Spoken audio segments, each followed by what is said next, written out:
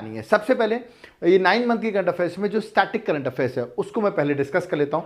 जो static part है जो एग्जाम के लिए इंपॉर्टेंट है, ये क्वेश्चन डन है, पहला ही टॉपिक जो मैंने लिखा है। अभी रिसेंटली याद रखिएगा, इंडिया में वर्ल्ड हेरिटेज साइट्स का अगर हम बात करें तो यूनेस्को वर्ल्ड हेरिटेज साइट्स की हमको टैग देता है। उसके अकॉर्डिंग इंडिया में 40 वर्ल्ड हेरिटेज साइट्स थी, बट रिसेंटली 2 नई वर्ल्ड हेरिटेज साइट्स हो गई हैं। अब इंडिया में टोटल 42 वर्ल्ड हेरिटेज साइट्स हैं। तो कौन सी अभी रिसेंट ऐड हुई है? तो 41st वर्ल्ड हेरिटेज साइट जो ऐड हुई है वो वेस्ट बंगाल से है, जिसका नाम है शांति निकेतन, आपने नाम भी सुना होगा। और जो 42nd वर्ल्ड हेरिटेज साइट है, याद रखिएगा, जो अभी ऐड हुई है 2023 में, उसका नाम है हौसला टेम्पल। याद रखिएगा, हौसला टेम्पल की अगर बात करें तो ये कर्नाटका में लोकेटेड है। ओके, तो दोनों अभी नई वर्ल्ड हेरिटेज साइट ऐड हुई है, ये आपको याद रखना है। एग्जाम पर्सपेक्टिव सबसे सीधे पूछ सकते हैं कि रिसेंटली कौन सी यूनेस्को की साइट ऐड हुई है। ओके, जब मैं शांति निकेतन की बात करता हूं तो ये यूनिवर्सिटी जरूर आपके दिमाग में आती होगी, दैट इज विश्व भारती यूनिवर्सिटी। ओके, विश्व भारती यूनिवर्सिटी जो है वो वर्ल्ड की पहली फर्स्ट लिविंग हेरिटेज यूनिवर्सिटी का इसको टैग मिला है।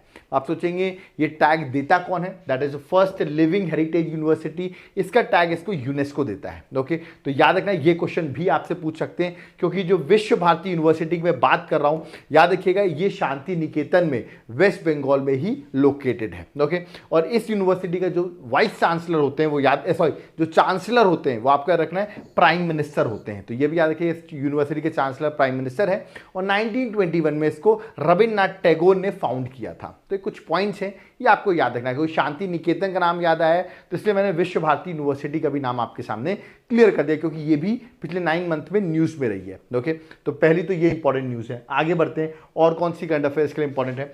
अभी आप देख रहे हैं हम नई पार्लियामेंट की ओर मूव कर चुके हैं, ओल्ड पार्लियामेंट को अब छोड़ चुके हैं।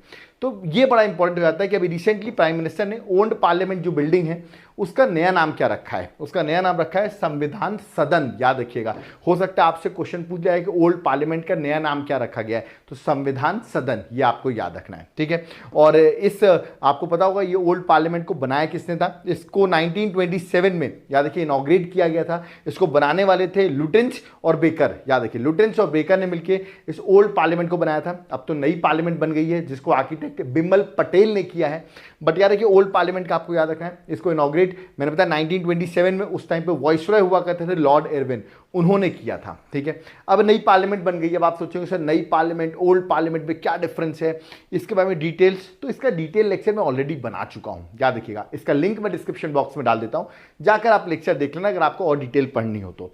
बट अभी करंट के हिसाब से संविधान सदन ज्यादा इंपॉर्टेंट है। ठीक है, इसका लिंक डिस्क्रिप्शन बॉक्स में आपको मिल जाएगा, जहां मैंने पूरा नई पार्लियामेंट के बारे में डिस्क्रिप्शन दिया हुआ है। ठीक है, और नई पार्लियामेंट बनाया किसने, आर्किटेक्ट कौन है, तो उसका नाम याद रखना है, that is Bimal Patel. Okay, चलिए आगे बढ़ते हैं, नेक्स्ट आते हैं। नेक्स्ट अभी रिसेंटली आपको पता होगा वुमेन रिजर्वेशन बिल जो लोकसभा में है, राज्यसभा से भी पास हो गया है, लोकसभा से भी पास हो गया है, और नाउ अब प्रेसिडेंट साइन कर देंगे और ये बन जाएगा हमारा एक्ट। और वुमेन रिजर्वेशन बिल में 2 पॉइंट आपको याद रखना है। पहली बात, इसमें 33% रिजर्वेशन दिया जा रहा है वुमेन्स को। किस हाउस में? याद रखिएगा, दैट इज लोकसभा और Vidhan Sabha, that is state legislative assembly, और लोकसभा में 33% आपको याद रखना है क्या रहेगा, रिजर्वेशन रहेगा। ठीक है, किनका? वुमेन्स का। अब क्वेश्चन ये है, इसमें 2 चीज से कंफ्यूज मत होना। ये जो बिल नंबर है, अमेंडमेंट नंबर, बिल नंबर है, वो 128th अमेंडमेंट बिल है। ठीक है, बट ये जब पास हो जाएगा तो आपको याद रखना 106th अमेंडमेंट एक्ट होगा। तो कंफ्यूज मत होना, कुछ लोग 128 और 106 पे कंफ्यूज हो रहे हैं। बिल नंबर 128 है, बट अगर पास हो जाएगा तो ये ऑफकोर्स पास हो ही गया है, लोकसभा राज्यसभा से पास हो चुका है, तो याद रखिए 106 अमेंडमेंट एक्ट कहलाएगा। तो ये भी आपको याद रखना है, एक हिस्टोरिक डिसीजन लिया गया है। ठीक है, चलिए आगे बढ़ते हैं। नेक्स्ट है यशभूमि, यशोभूमि। अभी यशो याद रखिएगा, दैट इज यशोभूमि, ये न्यूज में ये क्या है? प्राइम मिनिस्टर रिसेंटली यशोभूमि का इनॉग्रेशन किया। ये है क्या? ये है Indian international convention and expo centre जो दिल्ली में लोकेटेड है। इसके फेज 1 का इनॉग्रेशन हुआ है और उसका नाम रखा गया है यशोभूमि। याद रखिए, यहाँ पर मीटिंग, कॉन्फ्रेंस, ये सब यहाँ पर हो सकता है। कभी आप दिल्ली जाएं तो जरूर विजिट करिएगा, this is very important. Okay, तो पूछ सकते हैं आपसे यशोभूमि अभी न्यूज में ये है क्या, तो आपको बताना चाहिए कि है क्या। ओके, नेक्स्ट जो न्यूज में है, इंडिया को पहला एयरबस जिसका नाम है C295 एयरक्राफ्ट मिल गया है। तो पूछ सकते हैं इंडिया को पहली एयरबस का नाम क्या है, तो C295, ये आपको याद रखना है। ठीक है, दूसरी बात, ये किसकी पार्टनरशिप से मिला है, तो याद रखिएगा इसमें यूरोपियन एविएशन लीडर एयरबस जो है उसके साथ पार्टनरशिप की हमारी टाटा ग्रुप ने, दोनों मिलकर कोलैबोरेट किया है और हमको ये पहला एयरबस याद रखिएगा C295 एयरक्राफ्ट मिल गया है। तो ये भी एग्जाम के लिए इंपॉर्टेंट है, पूछ सकते हैं आपसे, ठीक है। नेक्स्ट है, प्रेसिडेंट द्रौपदी मुर्मू ने अभी इनॉग्रेट किया है global symposium on farmer rights. कहां पर? न्यू दिल्ली में। आप कहेंगे सिंपोजियम क्या होता है? सिंपोजियम मतलब होता है मीटिंग, एक तरीके से कॉन्फ्रेंस कह सकते हो। तो global symposium on farmer right पूछ सकते हैं, किसने इनॉग्रेट किया है? तो आंसर है प्रेसिडेंट द्रौपदी मुर्मू। कहां इनॉग्रेट किया? तो करेक्ट आंसर है that is a new Delhi. Okay, next जो मोस्ट इंपॉर्टेंट न्यूज में रहा पिछले 9 मंथ में वो था G20 का समिट, जो 2023 में आप सबको पता है इंडिया में हुआ। ओके, और वेन्यू क्या था? वेन्यू भी सबको पता होगा, दिल्ली में प्रगति मैदान में। याद रखिएगा, बड़ा इंपॉर्टेंट भारत मंडपम था, जिसको इंग्लिश में कहते हैं इंटरनेशनल एग्जीबिशन कन्वेंशन सेंटर, जिसका नाम भारत मंडपम रखा गया है ना। 9 से 10 सितंबर तक ये मीटिंग चली और ये 18th एडिशन की मीटिंग थी। अब अगली मीटिंग 2024 की 19th एडिशन ब्राजील में होगी। ये भी आपका रखना है, 19th एडिशन की मीटिंग ब्राजील में होगी। अब आप सोचोगे सर G20 के बारे में और डिटेल्स, तो मैंने एक लेक्चर G20 समिट पर ऑलरेडी बना रखा है डिटेल में, उसका लिंक मैं डिस्क्रिप्शन बॉक्स में डाल रहा हूं, वहां पर जाकर आप देख सकते हो G20 के बारे में और डिटेल्स। ओके, तो अब लेकिन कुछ इंपॉर्टेंट डिटेल्स जो मैं आपको यहां बताना चाह रहा हूं इस लेक्चर, वो आपको याद रखना, बाकी अदर डिटेल्स आप वहां पर देख सकते हो। पहली बात, G20 अब G21 कहलाने लगा है, ऐसा आप कह सकते हो। अभी ऑफिशियल तो ऐसी अनाउंसमेंट नहीं हुई है कि अब इसको G21 कहा जाएगा, बट इसलिए मैं कह रहा हूं क्योंकि अब इसमें एक मेंबर और ऐड हो गया है जिसका नाम है अफ्रीकन यूनियन। तो एक अफ्रीकन यूनियन, दिल्ली में जो मीटिंग हुई 18th मीटिंग G20 की, उसमें याद रखिएगा अफ्रीकन यूनियन को भी ऐड कर दिया गया। अफ्रीकन यूनियन में 55 मेंबर्स हैं, जिसका हेडक्वार्टर याद रखिएगा अदिस अबाबा, दैट इज इथोपिया इसका हेडक्वार्टर है, और ये रिसेंटली G20 का मेंबर बन गया है, ठीक है। G20 की और बात करें तो इस बार G20 समिट में 2 इंपॉर्टेंट चीजें हुई हैं, वो आपको याद रखना है। एक है India middle east Europe economic corridor. Okay, इस पर MOU साइन हो गया है। ये है क्या, वो भी मैं आपको बता देता हूँ। इंडिया मिडिल ईस्ट यूरोप, ये आपको दिख रहा होगा, मैं आपको एक डायग्राम दिखा देता हूँ। देख सकते हैं इंडिया से कनेक्टिविटी बनाई जा रही है कहाँ तक? दैट इज यूरोप तक, ठीक है। पाकिस्तान इसमें एक्सक्लूडेड है, ऑफकोर्स एक्सक्लूडेड है। और ये जो बना रहे हैं India middle east Europe economic corridor, एक तरीके से आप कह सकते हैं one belt one road initiative जो चाइना का है उसको काउंटर करता है ये इनिशिएटिव। ये है क्या? India, US, Saudi Arabia, European union, UAE, France, Germany, Italy, इन्होंने मिलकर MOU साइन किया है जहां पर India middle east Europe economic corridor बनाई जा रही है। ये इकोनॉमिक कॉरिडोर है क्या, वो भी मैं आपको बताता हूं। यहां पर ट्रांसपोर्टेशन कॉरिडोर बनाई जाएगी, यहां पर रेलवे लाइंस और सी लेन्स के थ्रू ट्रांसपोर्टेशन को बेटर किया जाएगा, जिसमें एशिया, अरेबियन गल्फ और यूरोप जो है वो आपस में कनेक्ट हो सके, ठीक है। तो this is a great initiative और ये G20 में इसका MOU साइन हुआ है। तो it's one of the outcome of G20 summit. Okay, ये आपको याद रखना है। दूसरा आउटकम अगर मैं G20 की बात करूं तो वो है that is global biofuel alliance, जो कि साइन हो गया है G20 की समिट में, ठीक है। बहुत सारी कंट्रीज ने इसको ज्वाइन किया है, इवन बहुत से इंटरनेशनल ऑर्गेनाइजेशंस जो हैं उन्होंने भी इस ग्लोबल बायोफ्यूल अलायंस को ज्वाइन किया है। ये कहाँ साइन हुआ है? G20 की समिट में। ओके, G20 समिट में एक और चीज बहुत न्यूज में रही, मैंने पिछला लेक्चर बनाया था G20 समिट पे, बहुत लोगों ने क्वेश्चन उठाया सर नटराजा की ये हाइट कितनी है, क्योंकि मैंने लिखा है कि इस G20 समिट में वर्ल्ड टॉलेस्ट नटराजा की स्टेच्यू जो है वो इंस्टॉल की गई थी, आप देख सकते हैं। अब देखिए, मैंने ऑल इंडिया रेडियो, बहुत सी अलग अलग न्यूज़पेपर में अलग अलग इन्फॉर्मेशन दे रहे हैं, बट ऑल इंडिया रेडियो जो होता है वो बेस्ट इन्फॉर्मेशन होता है। उसके अकॉर्डिंग 28 फीट की हाइट है, याद रखिएगा। It's world largest tallest statue है नटराजा की, इंपॉर्टेंट है। और जिसमें से 22 फीट की तो उस स्टेच्यू की हाइट है, और 6 फीट जो यार के पेडिस्ट्रल है, मतलब नीचे जो रखने वाला है वो पेडिस्ट्रल है। और ये स्टेच्यू की हाइट 22 फीट, टोटल 28 फीट का ये नटराजा है, जो वर्ल्ड का टॉलेस्ट नटराजा स्टैचू इंस्टॉल किया गया है। कहां पे इंस्टॉल किया गया था? भारत मंडपम, जहां पर G20 समिट हुई थी वहीं पर इसको इंस्टॉल किया गया। तो एग्जाम के लिए इंपॉर्टेंट है। ओके, आगे बढ़ते हैं, G20 से आगे आते हैं और आरोग्य मैत्री क्यूब की बात करते हैं। ये आरोग्य मैत्री क्यूब क्या है? देख सकते हैं यहां पर आपको दिख रहा होगा, ड्रोन के थ्रू चीजें प्रोवाइड करने की बात कर रहे हो, यही है आरोग्य मैत्री क्यूब। है क्या, वो मैं आपको बताता हूं। India has build world's first portable disaster hospital बना दिया है। कहने का मतलब, जैसे मान लो कोई पर साइक्लोन आ गया या तो फ्लड्स आ गए, तो वहां पर आप हॉस्पिटल कैसे पहुंचाओगे, कुछ फर्स्ट एड की चीजें कैसे पहुंचाओगे, तो उसके लिए ये बनाया गया है। याद रखिएगा, ये आरोग्य मैत्री क्यूब, जहां पर सारी फैसिलिटीज रहेंगी और ये वहां पर पहुंच सकता है जहां पर याद रखिए डिजास्टर वगैरह आ रहे हैं, वहां पर ही पहुंच सकता है, ठीक है। इसको डेवलप किया है, याद रखिए, प्रोजेक्ट भीष्म के अंदर। भीष्म क्या है? भारत हेल्थ इनिशिएटिव फॉर सहयोग हित एंड मैत्री। तो उसी के इनिशिएटिव के अंदर आरोग्य मैत्री क्यूब जो है वो बिल्डअप किया है। तो आपसे पूछ सकते हैं आरोग्य मैत्री क्यूब है क्या, तो आप समझ सकना। ओके, नेक्स्ट है रिजर्वेशन की, मैं बात कर रहा हूं क्यों रिजर्वेशन की। वुमेन रिजर्वेशन बिल तो पास हुआ है, बट उसके साथ एक चीज और इंपॉर्टेंट है कि यूनियन होम मिनिस्ट्री ने 10% का रिजर्वेशन मेडिकल एजुकेशन में पौंडीचेरी के गवर्नमेंट स्कूल ग्रेजुएट्स को दे दिया है। तो पूछ सकते हैं कि किस यूनियन टेरिटरी के अभी रिसेंटली 10% रिजर्वेशन मिला है। तो गवर्नमेंट, याद रखिएगा मेडिकल एजुकेशन के लिए, तो आंसर वुड बी पुदुचेरी, ये आपको याद रखना है। कमेंट बॉक्स में मुझे पुदुचेरी के गवर्नर और पुदुचेरी के सीएम, याद है दोनों का नाम आप मुझे कमेंट बॉक्स में मेंशन करिए। पुदुचेरी के लेफ्टिनेंट गवर्नर का नाम क्या है और पुदुचेरी की सीएम का नाम क्या है, यह आप मुझे कमेंट बॉक्स में मेंशन करेंगे। ओके, आगे बढ़ते हैं, एनसीईआरटी की बात करते हैं। अभी रिसेंटली पूछ सकते हैं किसको डीम्ड यूनिवर्सिटी का टैग मिला है, स्टेटस मिला है, तो वो है NCERT. NCERT has got deemed university status tag, ये आपको याद रखना है, ये क्वेश्चन डायरेक्टली आपसे पूछ सकते हैं। ओके, नेक्स्ट है इंडिया का largest home built nuclear plant, नाम क्या है? इसका नाम है, याद रखिएगा, ककरापर, जो कि गुजरात में लोकेटेड है।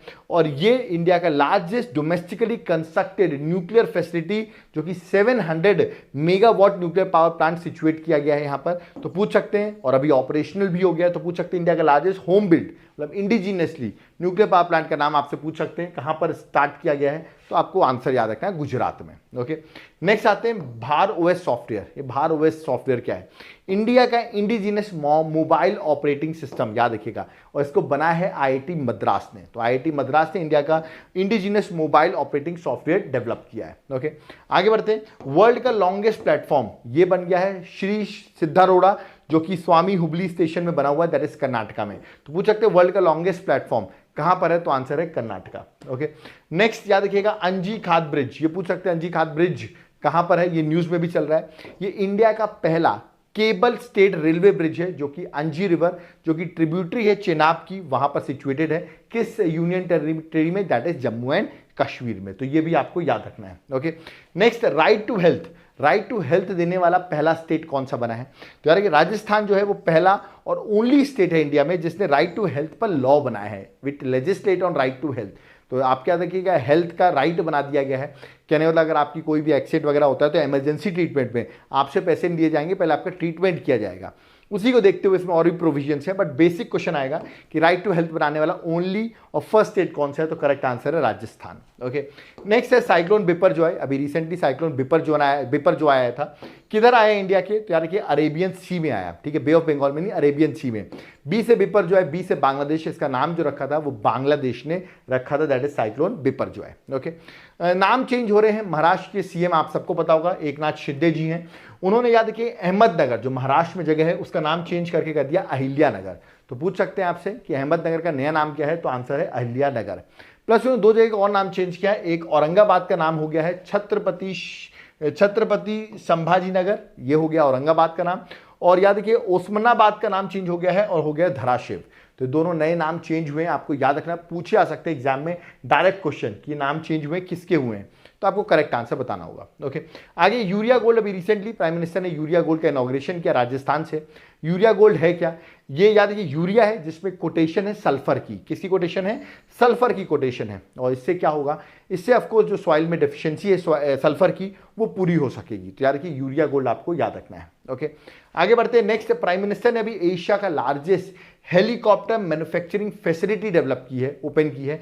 कहां पर? यार कर्नाटका के किस जगह पे? दैट इज तुमाकुरू में। तो पूछ सकते हैं कहां पर largest helicopter manufacturing facility develop की गई, तो आंसर है कर्नाटका के तुमाकुरू पे। डायरेक्ट क्वेश्चन आपके एग्जाम में आएगा। ठीक है, अब आगे बढ़ते हैं, नेक्स्ट टॉपिक पे आते हैं, साइंस एंड टेक, क्योंकि this is also very important.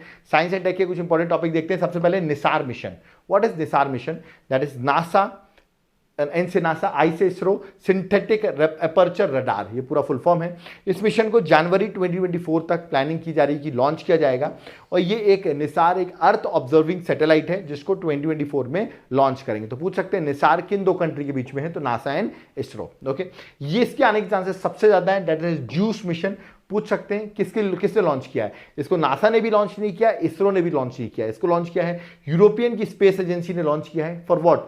To search life on Jupiter moons. जो मून्स के जुपिटर है उसके जो मून्स है वहां पर लाइफ सर्च करने के लिए ये मिशन लॉन्च किया गया। That is juice full form है इसका Jupiter IC moon explore mission. तो पूछ सकते हैं, क्वेश्चन आने के चांसेस मेरा मानना है सबसे ज्यादा है, क्योंकि लोग जनरली नासा मार्क कर देंगे इस पर और गलत आंसर हो जाएगा। ओके, आगे इंडिया ने क्या देखिएगा कमिट किया है कि वो लिम्फेटिक फिलरेसिस की जो बीमारी है उसको 2027 तक एलिमिनेट कर देंगे। तो पूछ सकते हैं कब तक का इंडिया का टारगेट है, तो आंसर है 2027। ओके, नेक्स्ट आगे बढ़ते हैं, नेक्स्ट स्पोर्ट्स की न्यूज में आते हैं। स्पोर्ट्स न्यूज भी बहुत इंपॉर्टेंट रही है एग्जाम पर्सपेक्टिव से।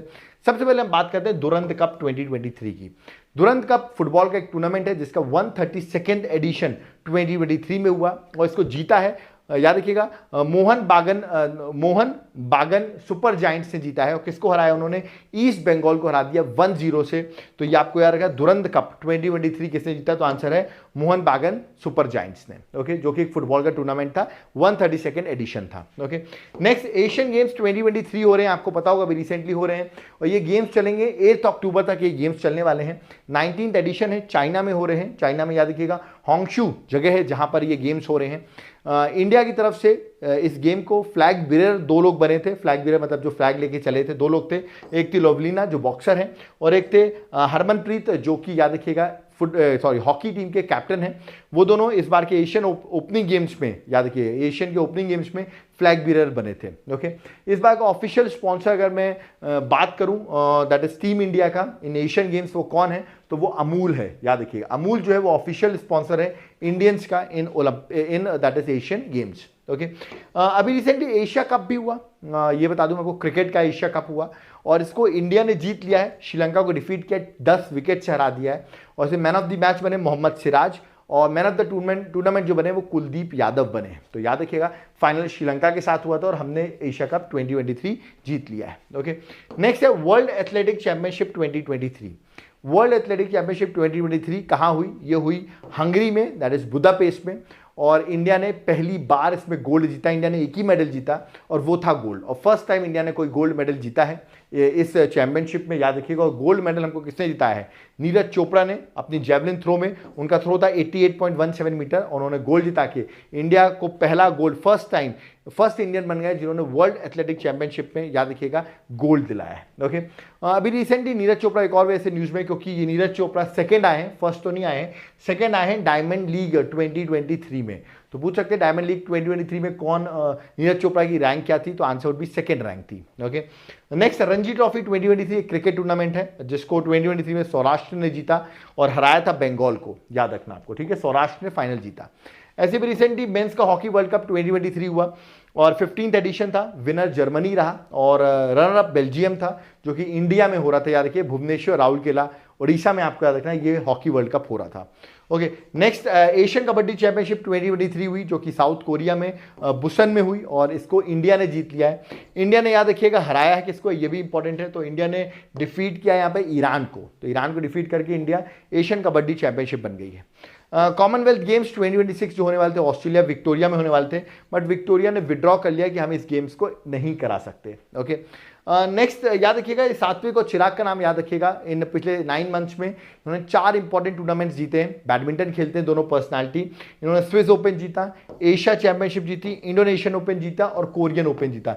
ये चारों इवेंट जीतने वाले सात्विक और चिराग का डबल्स का ये एक ग्रुप है और ये बड़े अच्छे बैडमिंटन खेलते हैं। तो आपको इनका नाम याद रखना है कि बैडमिंटन के बहुत अच्छे प्लेयर हैं सात्विक और चिराग। ओके, नेक्स्ट है SAFF championship, that is south Asian football federation championship. इसको इंडिया ने जीत लिया है और इंडिया ने कुवैत को फाइनल हरा दिया है। पेनल्टी शूटआउट में इंडिया ने इसको जीता 5-4 से। 2 ग्रुप थे, group A group B. Group A में इंडिया थी, कुवैत थी, नेपाल था, पाकिस्तान था। और ग्रुप बी में लेबनान था, मालदीव था, भूटान था, बांग्लादेश था। तो ये दोनों का मैच, ये पूल थे और फाइनली इंडिया कुवैत का फाइनल हुआ और इंडिया ने चैंपियनशिप जीत ली है। ओके, नेक्स्ट याद रखिएगा ग्रैंड स्लैम टेनिस का 2023, याद रखिएगा 4 ग्रैंड स्लैम्स होते हैं और Australian open, French open, विमिल्टन, US open, ये चारों ग्रैंड स्लैम हो चुके हैं। और जीतने का सबसे अच्छा तरीका मेंस सिंगल जो है, मेंस की कोई टेंशन नहीं क्योंकि मेंस में सारे एक ही पर्सन जीता है, नोवाक जोकोविच ने, ठीक है, तीनों इवेंट। विमिल्टन जो है वो याद रखिए कार्लोस अल्कराज जो है उन्होंने जीता, बाकी तीनों आप देख रहे होंगे नोवाक जोकोविच ने जीता है। वुमेन्स में जरूर ऑस्ट्रेलियन ओपन अरियानका सबलेंका ने जीता है। अगर मैं बात करूं फ्रेंच ओपन तो वो अगा स्वातिक ने जीता है। और अगर बात करूं विमिल्टन की तो याद रखिएगा मार्केटा वोंडरसोवा ने जीता है। और अगर US ओपन की बात करूं तो कोको गॉफ ने जीता है। तो वुमेन्स सब अलग अलग हैं, थोड़ा डिफिकल्ट है, बट मेंस सिंगल का याद करना आसान है। वुमेन्स सिंगल का याद करना थोड़ा डिफिकल्ट है, बट आप याद कर लेना, ये सारी चीज़ मैंने ऑलरेडी पढ़ा भी रखी है, तो ये आपको सारे ग्रैंड स्लैम्स याद रखना है टेनिस के। Okay, next test world cup 2023 Baku Azerbaijan में हुआ। यहाँ प्रज्ञानंद हमारे जीत नहीं पाए, वो सिल्वर मेडल जीता उन्होंने, वो रनर अप रहे हैं, और जीता है मैग्नस कार्लसन जो कि नॉर्वे के प्लेयर, उन्होंने इस वर्ल्ड कप को जीत लिया है। ओके, नेक्स्ट आपको याद रखना है world archery championship 2023। World archery championship 2023 की बात करूं तो ये बर्लिन जर्मनी में हो रही थी, जुलाई अगस्त के बीच में चैंपियनशिप हुई। खास बात है इंडिया ने यहाँ पर टॉप किया है, इंडिया के टोटल 4 मेडल्स रहे हैं, 3 गोल्ड और 1 ब्रॉन्ज, और याद रखिएगा इंडिया टॉप किया है इस वर्ल्ड आर्चरी चैंपियनशिप में, जिसमें इनका नाम जरूर याद रखिएगा, अदिति स्वामी का। ये एग्जाम में आपसे पूछा है अदिति स्वामी कौन से स्पोर्ट से बिलोंग करती हैं, तो आंसर वुड बी, याद रखिएगा, दैट इज आर्चरी से बिलोंग करती है। उन्होंने गोल्ड जो जीता है, फर्स्ट टाइम इंडिया ने आर्चरी, याद रखिएगा, आर्चरी वर्ल्ड चैंपियनशिप में गोल्ड किसी इंडिविजुअल ने जीता होगा तो वो यही है, ठीक है, तो इसलिए ये पर्सनैलिटी भी इंपॉर्टेंट है। ओके, नेक्स्ट 2023 का फीफा वुमेन्स वर्ल्ड कप हुआ, जो होस्ट करा था ऑस्ट्रेलिया और न्यूजीलैंड। जुलाई अगस्त में इवेंट हो रहा था और इसको जीत लिया स्पेन ने। स्पेन ने इंग्लैंड को 1-0 से हरा दिया, तो फाइनल वुमेन्स में स्पेन ने जीता है। नेक्स्ट है world badminton championship 2023, Copenhagen Denmark में हो रही थी। याद रखिएगा इंडिया के पास एक ही मेडल आया है और वो जिताया इनको ब्रॉन्ज मेडल एच.एस. प्रणॉय ने, मतलब यहाँ पर सात्विक और चिराग नहीं जीत पाए, बट इन्होंने अपन को ब्रॉन्ज मेडल जिताया है। ओके, नेक्स्ट है स्क्वैश वर्ल्ड कप 2023 जो कि चेन्नई तमिलनाडु में हो रहा था, और स्क्वैश को जीत लिया है इजिप्ट ने, तो याद रखिएगा इजिप्ट में जीत लिया, इजिप्ट ने जीत लिया और हराया है मलेशिया को। ओके, नेक्स्ट अभी 37th एडिशन का इंडियन नेशनल गेम्स होने वाले हैं और ये होंगे आपके गोवा में। इसका मैस्कॉट आप देख सकते हैं, वो है मोगा, जो इंडियन बिसन होता है वो इसका मैस्कॉट है, तो आप यहाँ पर इसका मैस्कॉट भी देख सकते हैं। ओके, नेक्स्ट है याद रखिए KIT यूनिवर्सिटी कलिंगा यूनिवर्सिटी की बात करूँ जो कि उड़ीसा में है, वहाँ ने उसने पहला जनजाति खेल महोत्सव ऑर्गेनाइज किया गया। तो पूछ सकते हैं जनजाति खेल महोत्सव फर्स्ट कहाँ ऑर्गेनाइज किया, तो करेक्ट आंसर उड़ीसा में, ठीक है। नेक्स्ट है ICC world test championship final हुआ जो कि इंग्लैंड में हुआ था, ओवल के ग्राउंड में फाइनल हुआ और ऑस्ट्रेलिया ने इंडिया को हरा के वर्ल्ड टेस्ट चैंपियनशिप ऑस्ट्रेलिया ने जीत लिया क्रिकेट के टूर्नामेंट में। ओके, नेक्स्ट है थर्ड खेलो इंडिया यूनिवर्सिटी गेम्स 2023 यूपी में हुए और सबसे ज़्यादा मेडल जीतने वाली कौन सी यूनिवर्सिटी बनी, वो है पंजाब यूनिवर्सिटी। 26 गोल्ड, 17 सिल्वर और 26 ब्रॉन्ज मेडल जीत के पंजाब यूनिवर्सिटी ने टॉप किया है। ओके, और इस बार का खेलो यूनिवर्सिटी गेम जो थर्ड एडिशन था उसका मैस्कॉट जो था वो था स्वैम्प डियर, जो कि बारहसिंगा जिसको आप कहते हैं, जो कि याद रखिएगा स्टेट एनिमल भी है यूपी का और इसका नाम वहाँ पर रखा था मैस्कॉट में जीतू, आप यहाँ पर उसकी इमेज देख सकते हैं। ओके, नेक्स्ट है IPL 2023 फाइनल, आप सबको पता होगा चेन्नई सुपर किंग्स ने फाइनल जीता इसको, ये आप सबको पता होना चाहिए, और चेन्नई ने 5th टाइम याद रखिएगा IPL का कप जीता है और मुंबई की बराबरी की, मुंबई ने भी 5 टाइम्स IPL कप जीता हुआ है।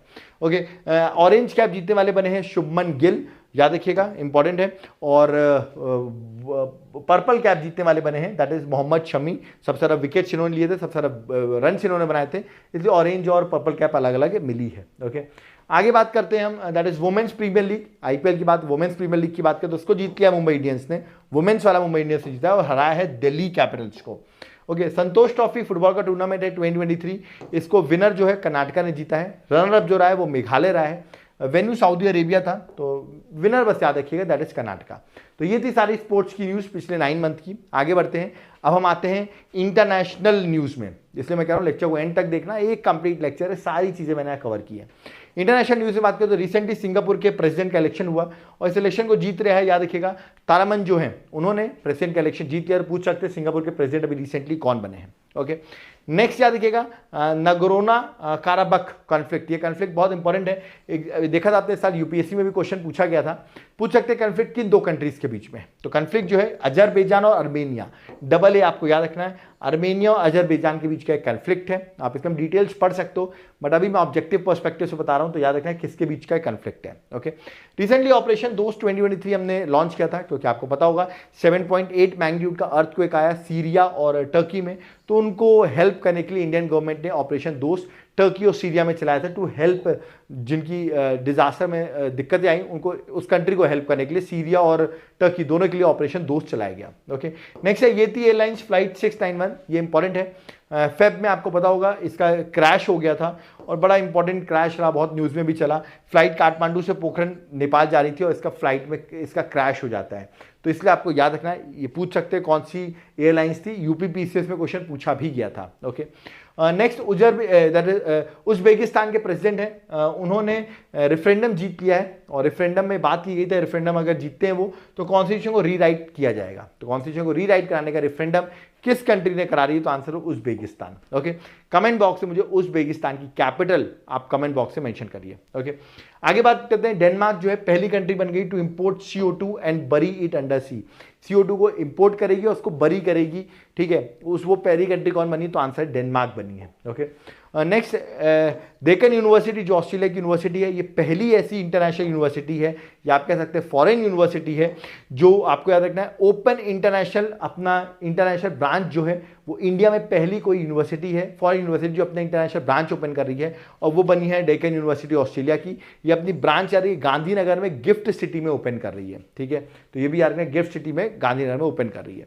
नेक्स्ट ऑपरेशन कावेरी, ये operation Kaveri is important. Operation Kaveri code name है, इंडिया यहाँ पर इवैक्यूएट कर रहा था अपने सिटीजन्स को, कहाँ से? सूडान से, क्योंकि सूडान में इश्यूज चल रहे थे बिटवीन द आर्मी और पैरामिलिट्री फोर्सेस, तो अपने लोगों को वहाँ से इवैक्यूएट किया अंडर ऑपरेशन, याद रखिएगा क्या? ऑपरेशन कावेरी, तो ये भी आपको याद रखना है, ठीक है। नेक्स्ट आता है दैट इज फिनलैंड।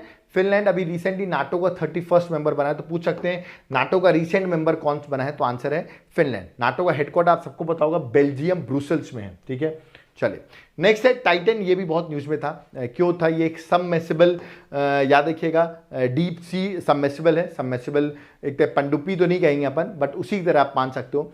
और टाइटैनिक को देखने के लिए, अरे ये आपको पता होगा दैट अटलांटिक ओशन में ये एक कंपनी है that is OceanGate expedition, उसकी ये सबमर्सिबल था टाइटन जिसमें लोग बैठ के जा रहे थे, बट ये फाइनली क्रैश हो गया। और इसकी याद रखिएगा इसकी डिवास्केशन के थ्रू बहुत से लोग जो इसमें गए थे उन सबकी डेथ हो जाती है। ओके, तो 5-6 लोग थे जिनकी डेथ हो गई। तो पूछ सकते हैं टाइटन क्या है? तो सबमर्सिबल है, डीप सी सबमर्सिबल है, ठीक है। नेक्स्ट है इंडिया का लॉन्गेस्ट टनल, जिसका नाम आपको याद रखिएगा SP मुखर्जी, श्यामा प्रसाद मुखर्जी के नाम पर रखा गया है। इस टनल का पहले नाम याद रखिएगा चेनानी नाशी टनल था, बट अब इसका नाम चेंज कर दिया गया Shyama Prasad Mukherjee tunnel.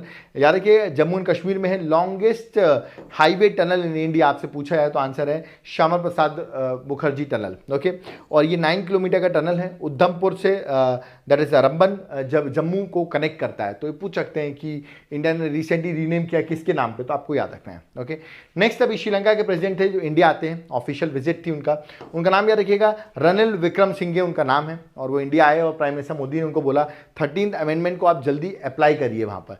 13th amendment क्या बोलता है? 13th अमेंडमेंट ये बोलता है कि वहाँ के जो तमिल्स हैं श्रीलंका के, उनको जो वहाँ के प्रोविंसेस हैं तो वहाँ पर ज़्यादा राइट्स मिले प्रोविंसेस को, वो 13th अमेंडमेंट बोलता है, जिससे कि जो वहाँ के तमिल्स हैं उनको बेनिफिट होगा। और आपको पता होगा उनका तमिल का कनेक्शन हमारे इंडिया से बहुत ज़्यादा है, ठीक है। मैं डिटेल में इस लेक्चर को ऑलरेडी पोस्ट इंडिपेंडेंस में पढ़ाया हुआ है। ओके, नेक्स्ट आप बात करते हैं रीजनल ऑफिस अभी ओपन किया गया है यूनिवर्सल पोस्टल यूनियन का, और ये कहाँ ओपन किया गया? ये ओपन किया गया न्यू दिल्ली में, ठीक है। नेक्स्ट ओमान ने हिस्ट्री बना दी है क्योंकि पहली फॉरेन कंट्री बनी है जिसने अपने आप को प्रमोट किया है थ्रू योगा। तो पूछ सकते हैं कौन सी कंट्री पहली बनी है? तो करेक्ट आंसर है ओमान बनी है। ओके, नेक्स्ट है इंडिया ने International Big cat Alliance launch किया है। What is this big cat alliance? इसमें 7 बिग कैट्स को वर्ल्ड में कंजर्व करने की बात की जा रही है। वो 7 बिग कैट्स हैं, एक है जागुआर, एक है प्यूमा, एक है लेपर्ड, लायन, टाइगर, चीता और स्नो लेपर्ड। इन 7 को प्रिजर्व करने के लिए इंडिया ने इनिशिएटिव लॉन्च किया है। नेपाल ने इस इनिशिएटिव को ज्वाइन भी किया, बहुत सी कंट्रीज ज्वाइन भी कर रही हैं। ओके, नेक्स्ट है न्यूजीलैंड, पहली कंट्री बनी है इसने प्लास्टिक प्रोड्यूस बैग्स को बैन किया। तो पूछ सकते हैं कौन पहली कंट्री बनी है? तो करेक्ट आंसर है न्यूजीलैंड बनी है। ओके, नेक्स्ट है टर्की के प्रेसिडेंट अभी रिसेंटली इलेक्शन जीता, उनका नाम याद रखिएगा अर्डोगन। पूछ सकते हैं आपसे कि टर्की के रिसेंट प्रेसिडेंट का नाम क्या है जो अभी रिसेंटली इलेक्ट हुए? तो करेक्ट आंसर है अर्डोगन। ओके, अब हम कुछ नेशनल न्यूज़ में आते हैं। देखिए बहुत सारी चीज़ें हैं, एग्जाम पर्सपेक्टिव से सारी चीज़ें इंपॉर्टेंट है, इसलिए मैं बताता जा रहा हूँ। लेक्चर को एंड तक देखना बहुत ज़रूरी है। चलिए आगे बढ़ते हैं और अब आते हैं हम नेशनल न्यूज़ में। नेशनल न्यूज़ में क्या क्या चीज़ें न्यूज़ में? पहली बात रिपब्लिक डे 2023, अब तो अगला रिपब्लिक डे आने वाला है, आपको पता होगा 2024 का। उसमें हम क्वाड के मेंबर्स को बुलाने वाले हैं, ठीक है। क्वाड के 4 मेंबर्स हैं, इंडिया है, USA है, जापान है और ऑस्ट्रेलिया है। उन चारों एक साथ रहेंगे, तो देखते हैं वो आते हैं कि नहीं आते हैं। बट अभी रिपब्लिक डे 2023 गया, जो 74th रिपब्लिक डे था 26 जैन 2023 में। ओके, थीम थी जन भागीदारी, और इस बार के चीफ गेस्ट जो थे वो इजिप्ट के प्रेसिडेंट याद रखिए अब्देल फतेह अल सीसी जो थे, वो इस बार के चीफ गेस्ट थे। ओके, रिसेंटली गंगा विलास क्रूज लॉन्च की गई और ये इंडिया वर्ल्ड की लॉन्गेस्ट रिवर क्रूज थी जो कि वाराणसी से जा रही थी डिब्रूगढ़ दैट इज असम तक, और ये 5 स्टेट से होते हुए गई प्लस एक कंट्री से भी, UP, Bihar, Jharkhand, Kolkata that is West Bengal, Dhaka and Assam. तो याद रखिएगा ढाका से भी पास हुई थी, दैट इज बांग्लादेश से ये रिवर क्रूज पास हुई थी, तो ये भी आपको याद रखना है। ओके, नेक्स्ट है श्योम ब्रिज, अभी अरुणाचल प्रदेश में इनॉग्रेट किया गया है, इसको बनाया गया है बीआरओ ने, that is Border Road Organisation में। ओके, नेक्स्ट है प्रोजेक्ट चीता। प्रोजेक्ट चीता आप सबको पता होगा, चीता स्टेट जो है वो मध्य प्रदेश बन गया है। प्रोजेक्ट चीता की बात करूं, चीता जो एक संस्कृत ओरिजिन वर्ड है जिसका मतलब होता है पेंटेड, और अभी आपको पता होगा बहुत सारे चीता, पहले हम 8 चीताज हम लेके आए नवीबिया से, फिर 12 चीता और लेके आए हम साउथ अफ्रीका से, और ये सारे चीता आ रहे थे कहाँ पर, मध्य प्रदेश के कूनो नेशनल पार्क में। ओके, और ये बात बता दूं मैं आपको कि हमने ये भी एग्रीमेंट साइन किया साउथ अफ्रीका से कि हम अगले 10 सालों में 100 चीताज जो हैं वो साउथ अफ्रीका से लेके आएंगे। और खास बात देखिए, मैंने बताया 12 चीता जो हैं हम साउथ अफ्रीका से लेके आए थे और 8 चीता हम नवीबिया से लेके आए थे। ओके, नेक्स्ट बात करता हूं मैं, मुंबई का चर्च गेट रेलवे स्टेशन का रीनेम हो गया है, नाम चेंज कर दिया गया है। इंडिया के पहले आरबीआई गवर्नर जो थे, इंडियन आरबीआई गवर्नर इनका नाम था सीडी देशमुख, उनके नाम पर इस रेलवे स्टेशन का नाम रखा गया है। ओके, आगे बढ़ते हैं, नेक्स्ट है ऑपरेशन करुणा 2023। एक साइक्लोन आता है that is at bay of Bengal, उसका नाम था साइक्लोन मोचा। इस साइक्लोन का नाम रखा था यमन ने, और ये साइक्लोन की वजह से बहुत ज़्यादा मतलब बहुत ज़्यादा इफेक्ट जो हुआ म्यांमार को देखना पड़ा। म्यांमार की हेल्प करने के लिए हमने एक ऑपरेशन करुणा लॉन्च किया था टू हेल्प म्यांमार। ओके, आगे बढ़ते हैं, नेक्स्ट बेंगलुरु जो है it became the first Indian city to join world cities culture forum. पूछ सकते हैं कौन सी पहली कंट्री बनी है, तो correct answer world cities culture forum जो है उसको ज्वाइन करने वाली इंडिया की पहली सिटी जो है वो बेंगलुरु है। वैसे वर्ल्ड की ओवरऑल तो 41st थी ये, बट इंडिया की फर्स्ट है। ठीक है, पूछ सकते हैं। पीएम ने रिसेंटली लॉन्च किया है नेशन का पहला वाटर मेट्रो, और पूछ सकते हैं कहां पर लॉन्च किया गया, तो करेक्ट आंसर है कोची में लॉन्च किया गया, that is at Kerala. Okay, Jammu and Kashmir की बटरफ्लाई का नाम इसलिए बता रहा हूं मैं क्योंकि लास्ट टाइम यूपीएससी में क्वेश्चन आ चुका है एक बार कि नई बटरफ्लाई स्टेट बर्ड बनी थी, तो पूछा गया था क्वेश्चन, तो पूछ सकते हैं butterfly of Jammu and Kashmir. तो यार कि ब्लू पैंसी जो है उसका नाम है, देख सकते हैं इमेज है, जम्मू एंड कश्मीर की बटरफ्लाई बनी है, स्टेट बटरफ्लाई बनी है। ओके, नेक्स्ट पीएम ने इनॉग्रेट किया है हीरा ग्लोबल कन्वेंशन सेंटर। पूछ सकते हैं कहाँ इनॉग्रेट किया है, करेक्ट आंसर आंध्र प्रदेश में वर्चुअल कॉन्फ्रेंस के थ्रू इनॉग्रेट किया। ओके, नेक्स्ट है इंडिया का पहला ऑनलाइन गेमिंग एकेडमी कहाँ लॉन्च की गई है, तो वो लॉन्च की गई है मध्य प्रदेश में, ऑनलाइन गेमिंग एकेडमी।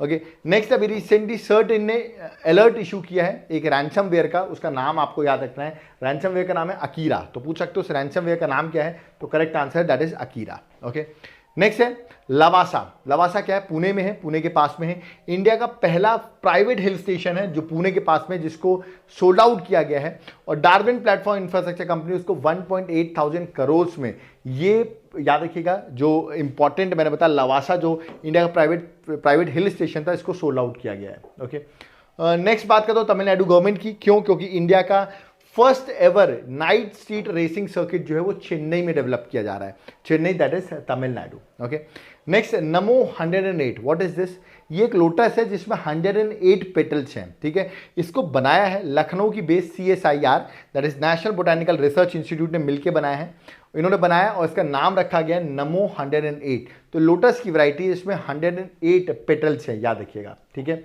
चलिए आगे बढ़ते हैं। नेक्स्ट, इंडिया का first 3D printed post office कहाँ इनॉग्रेट किया गया, कर्नाटका में, बेंगलुरु में। इंपॉर्टेंट है, एग्जाम में पूछा सकता है। ओके, इंडिया का पहला अंडर वाटर मेट्रो, याद रखिएगा, सक्सेसफुली कहाँ पर लॉन्च किया, बनाया जा रहा है अंडर वाटर मेट्रो, तो वो आंसर है वेस्ट बंगाल में, हुगली रिवर कोलकाता में ये अंडर वाटर मेट्रो बन रहा है। तो डायरेक्ट क्वेश्चन आपके एग्जाम में आएगा। ठीक है, अब हम बात करते हैं अपॉइंटमेंट्स की। ठीक है, नई अपॉइंटमेंट्स हुई हैं, तो देख लेते हैं नई अपॉइंटमेंट्स किस किस की हुई हैं, सिर्फ गो थ्रू करना एक एक करके। सबसे पहले अब ईडी एनफोर्समेंट डायरेक्टोरेट के नए डायरेक्टर अपॉइंट हो गए हैं, इनका नाम है राहुल नवीन। तो पूछ सकते हैं नए ईडी के डायरेक्टर का नाम क्या है, तो करेक्ट आंसर राहुल नवीन।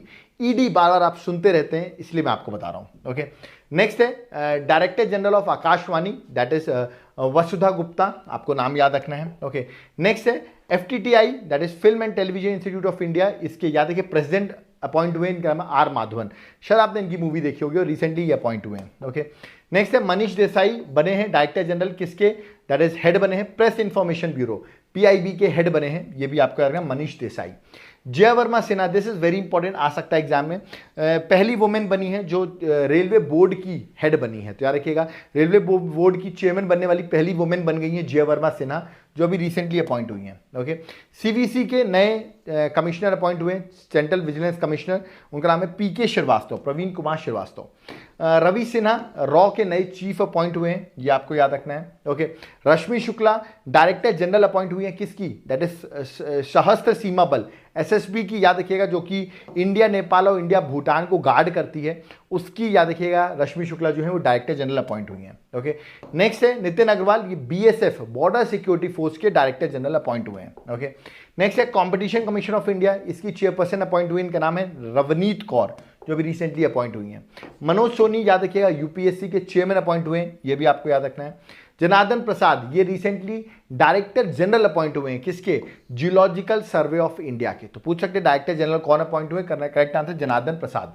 अजय बांगा आपको पता होगा वर्ल्ड बैंक के अब ये हेड हो गए हैं, याद रखिए, who is the president of world bank, तो करेक्ट आंसर है अजय बांगा। ओके, नेक्स्ट है सीबीआई की बात करूं, सीबीआई भी बहुत इंपॉर्टेंट है, ईडी इस तरह इंपॉर्टेंट है, सीबीआई भी हम सुनते रहते हैं, सेंट्रल ब्यूरो ऑफ इन्वेस्टिगेशन, उसके नए डायरेक्टर अपॉइंट हुए Praveen Sood. Okay, NDB bank new development bank, BRICS का बैंक है, आपने सुना होगा, इसकी नई प्रेसिडेंट, याद रखिएगा, इसका नया प्रेसिडेंट अपॉइंट हुआ है न्यू डेवलपमेंट बैंक का, जिनका नाम है दिलिमा वना रोसफ, ये ब्राजील की फॉर्मर प्रेसिडेंट रह चुकी हैं और रिसेंटली अभी एनडीबी बैंक की प्रेसिडेंट अपॉइंट हुई हैं। ओके, राकेश पाल ये डायरेक्टर जनरल अपॉइंट हुए हैं इंडियन कोस्टल गार्ड के। ओके, नेक्स्ट याद रखिए Manoj Yadav director general appoint हुए रेलवे प्रोटेक्शन फोर्स के, याद रखिएगा, किसके, रेलवे प्रोटेक्शन फोर्स के। सारी अपॉइंटमेंट्स आपको याद करना है, एक बार गो थ्रू करना है।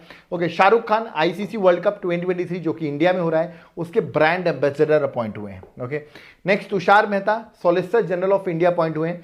कमेंट बॉक्स में आप मुझे बताइए who is the attorney general of India, attorney general of India कौन है, क्योंकि सॉलिसिटर जनरल तो रिसेंटली वापस यही अपॉइंट हो गए, but attorney general of India आप मुझे कमेंट बॉक्स में मेंशन करेंगे। ओके, जस्टिस प्रकाश श्रीवास्तव ये अपॉइंट हुए हैं नेशनल ग्रीन ट्राइब्यूनल के chairman. Okay, next Surekha Yadav की बात करता हूं, एशिया की फर्स्ट वुमेन लोको पायलट हैं, ये पहली फीमेल बनी है जो वंदे भारत ट्रेन को रन कर रही है, तो पहली वुमेन जो वंदे भारत ट्रेन को रन कर रही है उनका नाम है Surekha Yadav. Okay, controller general of account CGA कौन अपॉइंट हुए, एसएस दुबे, तो यार controller general of account SS Dubey.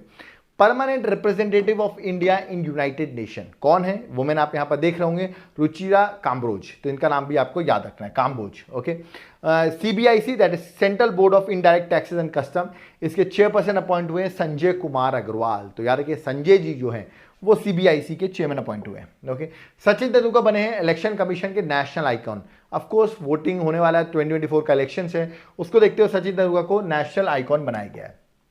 Twitter की नई सीईओ अपॉइंट हुई है लिंडा यक्रीनो, याद रखना आपको ट्विटर की नई सीईओ है।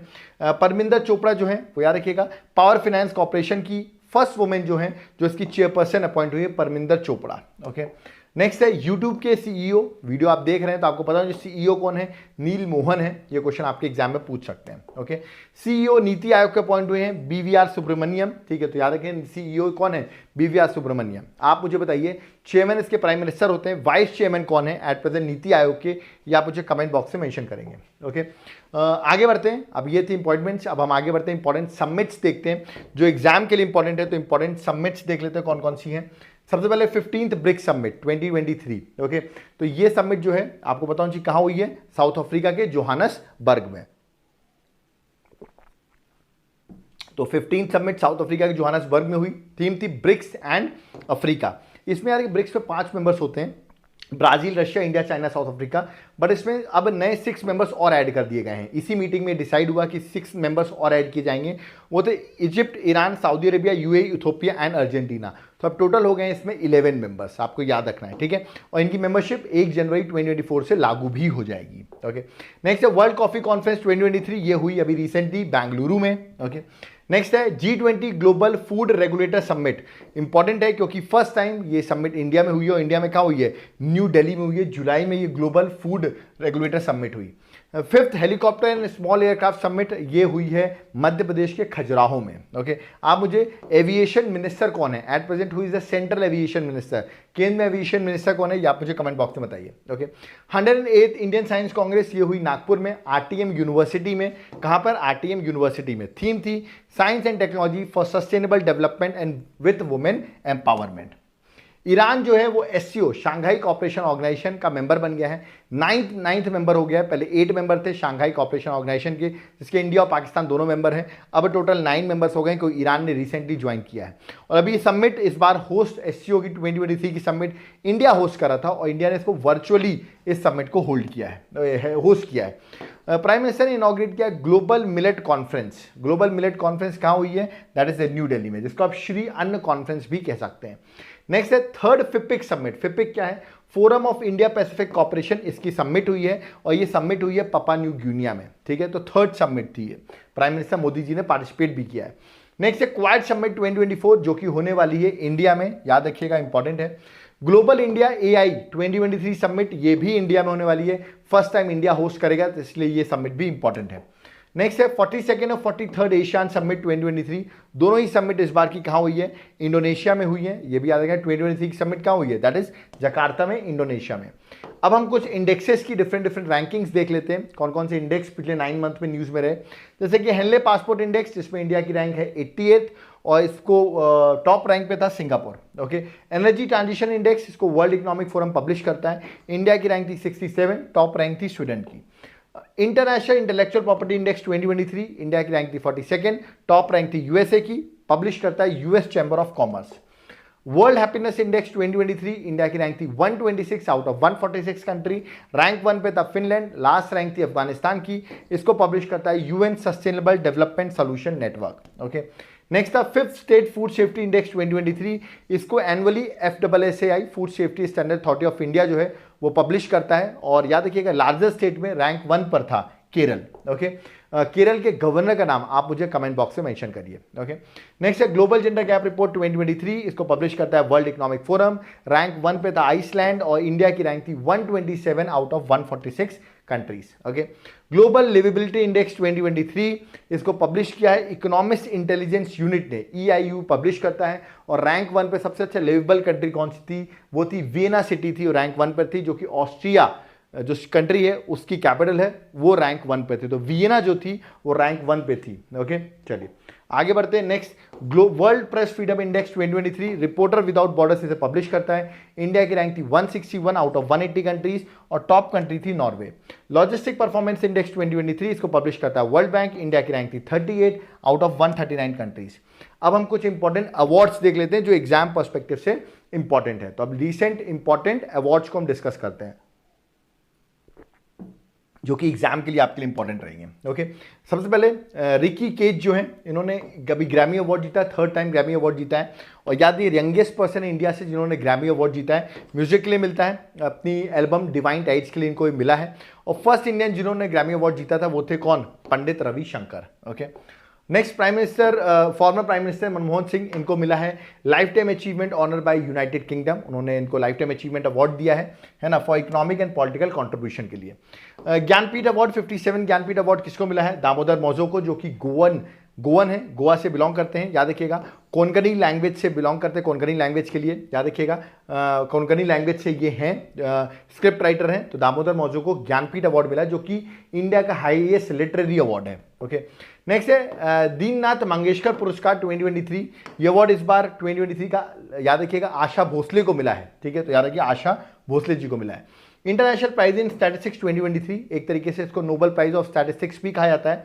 ये मिला है सी राधाकृष्ण राव को, अभी रिसेंटली इनकी डेथ भी हो गई है। ओके, जिसको आप सी आर राव भी कह सकते हैं। प्राइम मिनिस्टर मोदी को इजिप्ट का हाईएस्ट अवार्ड मिला है, इसका नाम है ऑर्डर ऑफ नाइल, ये आपको याद रखना है। और प्राइम मिनिस्टर जब इजिप्ट गए थे, जब उनको ये अवार्ड मिलता है, उस टाइम पर उन्होंने एक बड़ी इंपॉर्टेंट जगह विजिट की थी, हेलियोपोलिस मेमोरियल, जो कि इजिप्ट में लोकेटेड है, जहाँ पर सोल्जर्स ने लड़ाई की थी, इंडियन सोल्जर्स ने वर्ल्ड वॉर 1 के टाइम पर। ओके, तो ये हेलियोपोलिस मेमोरियल पूछ सकते कहाँ है, तो करेक्ट आंसर है इजिप्ट में। ओके, नेक्स्ट है गांधी पीस प्राइज 2021, अभी रिसेंटली दिया गया किसको? गीता प्रेस को, जो कि गोरखपुर में लोकेटेड है। ओके, प्रेसिडेंट द्रौपदी मुर्मू को, अब हर अवार्ड प्राइम मिनिस्टर को नहीं मिलते हैं, कुछ प्रेसिडेंट को भी मिलते हैं, तो द्रौपदी मुर्मू को सूरीनेम का हाईएस्ट सिविलियन अवार्ड मिला है, इसका नाम याद रखिएगा, हो सकता है आपके अवार्ड का नाम देके पूछ लें। Grand order of chain of yellow star, ये जो है सूरीनेम का अवार्ड है, और ये मिला है हमारी प्रेसिडेंट द्रौपदी मुर्मू जी को। ओके, प्राइम मिनिस्टर फ्रांस जाते हैं बेस्टिल डे परेड के लिए, वहां पर उनको फ्रांस का हाईएस्ट अवार्ड भी दिया जाता है, ये आपको याद रखना है, इसका नाम था Grand cross of Legion of honour award. तो प्राइम मिनिस्टर को फ्रांस का भी हाईएस्ट अवार्ड मिलता है। रेमन मैग्सेसे अवार्ड 2023 अभी recently 65th Ramon Magsaysay award 2023 दिया गया। 4 लोग को मिला, बट इंपॉर्टेंट है क्योंकि एक इंडियन को भी मिला है। डॉक्टर रवि कनन जो है डॉक्टर हैं, उनको ये अवार्ड मिला है, तो ये आपको याद रखना है, ठीक है। नेक्स्ट है national film award, 69th national film award हुआ है। बेस्ट फीचर फिल्म बनी है रॉकेटरी। पॉपुलर फिल्म जो बनी है वो RRR बनी है। Nargis Dutt best film for national integration Kashmir Files बनी है। Best actor Allu Arjun Pushpa movie के लिए। बेस्ट एक्ट्रेस आलिया भट्ट गंगूबाई के लिए और कीर्ति सेनन मिमी के लिए। तो ये कुछ इंपॉर्टेंट अवार्ड्स हैं, ये आपसे पूछ सकते हैं, ओके। नेक्स्ट मिस यूनिवर्स 2023, याद है कि बॉनी गैब्रियल जो है वो बनी है, तो याद रखना इस बार की मिस यूनिवर्स 2023 बॉनी गैब्रियल बनी है, ओके। मोदी जी को मिला है लोकमान्य तिलक नेशनल अवार्ड, पूछ सकते लोकमान्य तिलक नेशनल अवार्ड 2023 किसको मिला है, तो करेक्ट आंसर है नरेंद्र मोदी जी को। प्रिtzker आर्किटेक्चर प्राइज 2023 ये किसको मिला है, डेविड एलन किपरफील्ड जो है आर्किटेक्चर के लिए अवार्ड मिलता है सब, और ये अवार्ड मिला है डेविड एलन किपरफील्ड को, ओके। नेक्स्ट है नरेंद्र मोदी को याद है कि पप्पू न्यू गिनिया का भी हाईएस्ट अवार्ड मिला है, प्लस फिजी जो कंट्री है उसका भी हाईएस्ट अवार्ड मिला है। तो दोनों कंट्री का हाईएस्ट अवार्ड जो है वो प्राइम मिनिस्टर नरेंद्र मोदी जी को दिया गया है, ओके। नेक्स्ट है एबल प्राइज जो कि मैथ्स में दिया जाता है, लुइस कैफ्रिल जो यूएसए से बिलोंग करते हैं उनको ये अवार्ड दिया गया है। महाराष्ट्र गवर्नमेंट ने उद्योग रत्न अवार्ड 2023 जो है वो रतन टाटा जी को दिया गया है, तो बड़ा अच्छा अवार्ड है। रतन टाटा बहुत अच्छी पर्सनैलिटी, उनको ये अवार्ड मिला है। प्राइम मिनिस्टर मोदी को याद रखिए ग्रीस का भी हाईएस्ट अवार्ड मिला है, that is grand cross of order of honour award, ठीक है। ये अवार्ड जो है प्राइम मिनिस्टर को, जो ग्रीस की प्रेसिडेंट है उन्होंने दिया है। पहले इंडियन प्राइम मिनिस्टर बने हैं जिनको ग्रीस का ये अवार्ड मिला है, ओके। नेक्स्ट है वाइल्ड लाइफ कंजर्वेशन अवार्ड 2023, ये अवार्ड जो है कंजर्वेशन का था। आलिया मिर जो है जो कश्मीर से बिलोंग करती है उनको ये अवार्ड मिला है।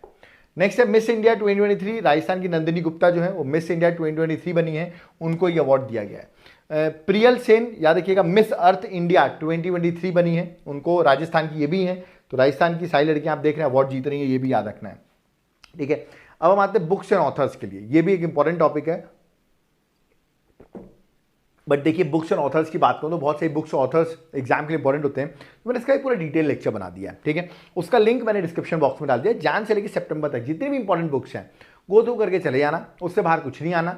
उसका लिंक मैं एकदम लाइन से टॉपिक में डाल दिया, एक बार जाकर वो लेक्चर भी देख लेना। जैसे कि एक बुक मैं आपको बता भी देता हूँ, इंपॉर्टेंट है, दैट इज इंटरनेशनल बुक का प्राइज 2023 मिला है टाइम शेल्टर बुक को। इस बुक को लिखा है बुल्गेरियन के राइटर जॉर्ज गॉस्पिदोरोव ने, ओके। तो ऐसे बुक पूछ सकते हैं कि गॉस्पिदोरोव की कौन सी बुक है, तो आंसर है टाइम शेल्टर। ये टाइम शेल्टर किसने लिखा है, ऐसे अगर क्वेश्चन आ सकते हैं। बाकी इतनी भी इंपॉर्टेंट बुक्स हैं उसका लिंक मैं डिस्क्रिप्शन बॉक्स में डाल रहा हूं क्योंकि मैंने वो लेक्चर करा रखा है, ठीक है। आगे बढ़ते हैं जीआई टैग। अभी आप देखेंगे पिछले 9 मंथ्स में बहुत सारे प्रोडक्ट को जीआई टैग दिए गए, that is geographic indication tag. अब आपने देखा होगा मैंने कल ही लेक्चर बनाया जीआई टैग पर, ठीक है। तो जितने भी जीआई टैग अभी रिसेंटली मिले हैं उसका मैं एक लेक्चर बना चुका हूं, लिंक डिस्क्रिप्शन बॉक्स में डाल रहा हूं, जाकर वो जीआई टैग देख लेना और आपको कोई दिक्कत नहीं आएगी, ठीक है। क्योंकि कुछ मैं ऑलरेडी करा चुका हूं, उसको बार बार रिपीट कराने की क्या जरूरत है, वो जाकर आप देख सकते हो, ओके। नेक्स्ट है इंपॉर्टेंट गवर्नमेंट स्कीम्स। अब आप कहेंगे सर सेंट्रल स्कीम्स बहुत सारी अभी नई आई हैं, ठीक है। जैसे विश्वकर्मा योजना हमने बहुत सारी सुनी है, तो जितनी भी स्कीम्स है लेटेस्ट ना उसका भी लेक्चर, जितनी भी अभी तक की स्कीम्स है उनका लेक्चर भी मैं बना चुका हूं, उसका लिंक भी मैंने डिस्क्रिप्शन बॉक्स में डाल दिया है, जाकर वो स्कीम्स भी आप एक बार सेंट्रल स्कीम्स देख लेना, तो इसलिए आपको दोबारा पढ़ने की जरूरत नहीं पड़ेगी, ओके। अब आते हैं हम डिफेंस की न्यूज़ पे। डिफेंस की न्यूज़ में बात करूं तो देखो सबसे पहले डिफेंस की न्यूज़ में मिलिट्री एक्सरसाइज आप बोलोगे सर बहुत सारी मिलिट्री एक्सरसाइज पिछले 9 मंथ में हुई है, तो 9 मंथ की सारी मिलिट्री एक्सरसाइज ना मैं एक सिंगल लेक्चर में करा चुका हूं, तो जाकर वो लेक्चर भी देख लो, ठीक है। अब आप कह रहे हो सर सब कुछ नीचे ही लिखा हुआ है क्या, अरे मैंने इतना सब पढ़ा दिया है मेरे भाई 9 मंथ का, कुछ कुछ चीज़ें मैं ऑलरेडी करा चुका हूं, तो आपका भी थोड़ा काम होना चाहिए, जाके लिंक में क्लिक करो वो लेक्चर भी देख लो। वो लेक्चर भी देख लोगे तो सारी चीज़ें आपकी एक बार में कंप्लीट हो जाएगी। तो मिलिट्री एक्सरसाइज में करा चुका हूं, ओके। अब अगर डिफेंस न्यूज़ में और कुछ बात करें तो जैसे कि सागर संपर्क, ये आपसे पूछ सकते हैं ये है क्या। ये एक है DGNSS, what is this, differential global navigation satellite system. ये डेवलप किया गया, इंडिजीनियसली डेवलप किया है, इंडिया का खुद का है। इससे क्या होगा कि बेटर मैरीटाइम नेविगेशन हो सकता है, safer more efficient movement of vessels हो सकता है। तो ये अभी रिसेंटली लॉन्च किया गया। तो पूछ सकते हैं सागर संपर्क क्या है, तो वो आपको बताना पड़ेगा, ठीक है। ऐसे ही S-400 ट्रिम्प मिसाइल सिस्टम, ये पूछ सकते हैं ये मिसाइल सिस्टम किस कंट्री का, क्योंकि अभी रशिया यूक्रेन का वॉर देख रहे हैं चल रहा है, तो ये जो मिसाइल डिफेंस सिस्टम है ये रशिया का है, ठीक है। आगे बढ़ते हैं। नेक्स्ट इप्सामार, ये पूछ सकते हैं इप्सामार क्या है, India Brazil south Africa maritime, याद रखिएगा इंपॉर्टेंट है। तो पूछ सकते हैं इप्सामार किन कंट्रीज का ग्रुप है, तो ये क्वेश्चन आपके एग्जाम में पूछ सकते हैं अगर मैं डिफेंस की बात करूं, ठीक है। नेक्स्ट बात करता हूं मैं, अभी रिसेंटली ऑस्कर अवार्ड दिए गए जिनको हम एकेडमी अवार्ड भी कहते हैं। 95th एकेडमी अवार्ड्स थे जिसमें कि इंडिया के 2 अवार्ड्स जो हैं इस बार ऑस्कर में जीते हैं। एक है बेस्ट ओरिजिनल सॉन्ग जो बना है नाटू नाटू, याद रखिएगा, पहला हिंदी फिल्म सॉन्ग है जिसको ऑस्कर अवार्ड मिला है। मूवी आरआरआर का था, कंपोज किया था एमएम कीरवानी ने, इसको कंपोज किया था। इनको अभी पद्मश्री भी दिया गया एमएम कीरवानी को। लिरिक्स जो थे वो चंद्र बोस के थे। प्लस याद रखिएगा इसी नाटू नाटू मूवी ने, नाटू नाटू जो सॉन्ग है उसने best original song award golden globe awards में भी उसने ये अवार्ड जीता है। ठीक है, मतलब उसको 2 अवार्ड मिले, ये भी मिला था, गोल्डन ग्लोब अवार्ड भी मिल चुका था, फिर उसको उन्होंने ऑस्कर भी जीत लिया। दूसरा अवार्ड कौन सा था जिसको ऑस्कर मिला है इंडिया की तरफ से, वो है ऑस्कर विनिंग शॉर्ट डॉक्यूमेंट्री के लिए जिसका नाम था एलिफेंट विस्पर। अब आप कहेंगे सर ऑस्कर अवार्ड तो इंपॉर्टेंट है, सारे ऑस्कर अवार्ड बताइए, तो मैंने ऑलरेडी ऑस्कर अवार्ड पर एक डिटेल लेक्चर बना रखा है, उसका लिंक मैं डिस्क्रिप्शन बॉक्स में डाल रहा हूँ, वो जाकर आप एक बार लेक्चर देख लेंगे तो वो चीज़ भी आपकी कंप्लीट हो जाएगी। ठीक है, नेक्स्ट बात करते हैं हम चंद्रयान 3 की। चंद्रयान 3 पे तो मैंने बड़ा लेक्चर बनाया था, आपको याद होगा, बहुत सारे व्यूज़ भी गए, उसको लोगों ने देखा भी, उसका डिटेल लेक्चर भी चंद्रयान का आप चाहो तो मेरे डिस्क्रिप्शन बॉक्स में आके चंद्रयान 3 का लेक्चर देख सकते हो। बट कुछ बातें मैं चंद्रयान की बात करता हूँ, जैसे जिस दिन चंद्रयान लैंड हुआ मून में 23 अगस्त को, उसका हमने उस दिन डिक्लेयर किया है नेशनल स्पेस डे। तो याद है कि पूछ सकते हैं नेशनल स्पेस डे कब सेलिब्रेट करते हैं, 23 अगस्त को। और जहाँ लैंडिंग पॉइंट है चंद्रयान 3 का, उसका नाम रखा गया शिव शक्ति पॉइंट। चंद्रयान 2 का लैंडिंग पॉइंट जो था ऑफकोर्स वो फेल हो जाता है, बट उस पॉइंट को रखा गया है तिरंगा पॉइंट।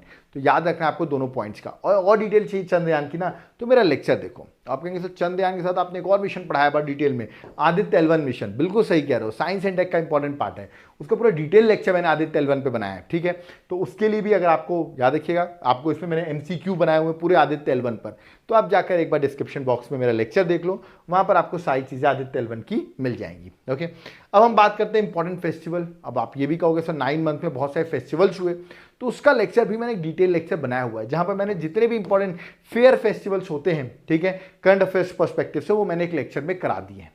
तो थोड़ा मैंने इतना सब पढ़ाया हुआ है, कुछ चीज़ें आप अगर लिंक में डिस्क्रिप्शन बॉक्स में क्लिक कर लोगे तो पूरा टॉपिक हो जाएगा। क्योंकि यार देखो, अगर आप जा रहे हो एग्जाम देने तो 3-4 घंटे तो करंट अफेयर्स पढ़ के ही जाओगे ना एग्जाम से पहले, क्योंकि इससे बाहर तो कुछ आने ही नहीं वाला जो मैं आपको बता रहा हूँ। ठीक है, उसके बाद important days, this are important. ठीक है, सितंबर मंथ अभी कंप्लीट हुआ है, तो इंपॉर्टेंट डेज जैसे रहे कौन कौन से। ओजोन डे कब बनाया जाता है पूछा जाएगा आपसे, तो ओजोन डे बनाते हैं हम 16 सितंबर को। ठीक है, थीम था मॉन्ट्रियल प्रोटोकॉल, इस बार की थीम थी fixing the ozone layer and reducing the climate change. तो इस बार की थीम थी fixing the ozone layer, reducing the climate change, Montreal protocol इस बार की थीम थी, याद रखिएगा। Next important day national engineers day, 15 सितंबर को हम सेलिब्रेट करते हैं। जितने भी इंजीनियर्स इस वीडियो को देख रहे हैं मैं बता दूं 15 सितंबर को सेलिब्रेट करते हैं। आपको पता होगा किस लिए सेलिब्रेट करते हैं, बट इस बार की थीम नहीं पता होगी, engineering for a sustainable future. तो याद रखिए engineering for a sustainable future जो है वो इंपॉर्टेंट है। ठीक है, एम विश्वेश्वरैया के बर्थडे पे, जो भारत रत्न होल्डर हैं, उनके नाम पर याद रखिए, उनके बर्थडे पे हम ये सेलिब्रेट करते हैं। नेक्स्ट है हिंदी दिवस 2023, जो कि हम 14 सितंबर को सेलिब्रेट करते हैं। और इस बार की थीम थी traditional knowledge to artificial intelligence, याद रखिए traditional knowledge to artificial intelligence. Okay, next है टीचर्स डे 2023, जिसमें आप लोगों ने मुझे बहुत सारे विशेष दिए, थैंक यू फॉर दोज विशेष। मैं आप लोग को थैंक यू नहीं बोल पाया, बट आज मैं थैंक यू बोल रहा हूँ। 5 सितंबर को सेलिब्रेट किया गया था और बहुत सारे लोगों ने मुझे मैसेजेस किए। Okay, teachers at the heart of education recovery, इस बार की थीम थी teachers at the heart of education. तो फ्रेंड्स, कैसा लगा आपको वीडियो, कमेंट सेक्शन में ज़रूर लिखना और सब्सक्राइब ज़रूर करना हमारे चैनल को। अस्सलाम वालेकुम।